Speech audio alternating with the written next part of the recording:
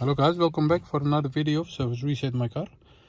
Today I'm going to show you how you can reset the tire pressure indicator of a Mercedes E-Class. It's a 2014 model, a W212. And I'm going to show you how you can do it for yourself so we can help each other. Before we start, I want to mention our YouTube channel. It's Service Reset My Car. Help us develop more videos by joining us. Subscribe to our channel, give us a thumbs up, leave a comment on the comment area, ask questions if you have them, use the comment area and I'll get back to you as soon as possible. Okay, let's start with this one. This is a Mercedes E-Class 2014 model W212, as I mentioned before, and I'm going to show you how you can reset the tire pressure indicator when you change the tires or when you have flat tire. Okay. We start by turning on the ignition. Then you have the arrow buttons on the steering wheel on the left side. We're going to look to this area. We need to go with the right arrow to the surface menu. Once more, go back.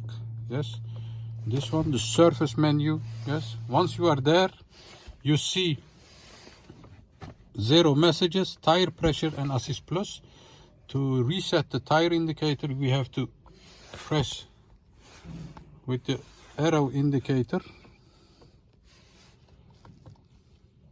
once and then confirm with the OK button. Then you see this. Once you see this, you have to go with the arrow down button to press it once over here.